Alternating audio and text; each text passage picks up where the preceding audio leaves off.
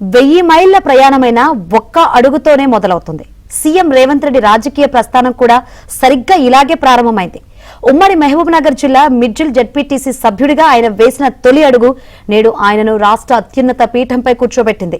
ప్రజాప్రతినిధిగా ఆయన ప్రస్థానం ప్రారంభమై ఈ జూలై 4 నాటికి సరిగ్గా 20 ఏళ్లు పూర్తి కానున్నాయి.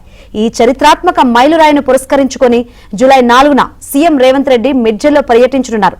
తన రాజకీయ జన్మభూమి అయిన మిడ్జిల్ ప్రజల సమక్షంలోనే ప్రజాప్రతినిధిగా 20 ఏళ్ల ప్రస్థానాన్ని జరుపుకోవాలని సీఎం రేవంత్ నిర్ణయించారు.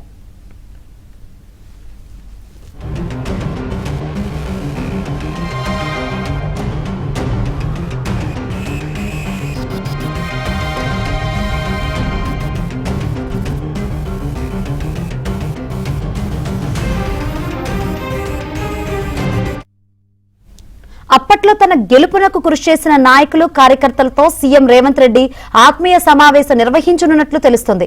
అలాగే అక్కడ జరిగే బహిరంగ సభలోనూ పాల్గొనున్నట్లు కాంగ్రెస్ పార్టీ వర్గాలు తెలిపాయి. ప్రజాప్రతినిధి నుంచి సీఎం పీఠం దాకా సాగిన తన ప్రస్థానానికి పునాదిగా నిలిచిన మిడ్జిల్ ప్రజలకు వరాలు ప్రకటించే అవకాశం ఉన్నట్లు చెబుతున్నారు.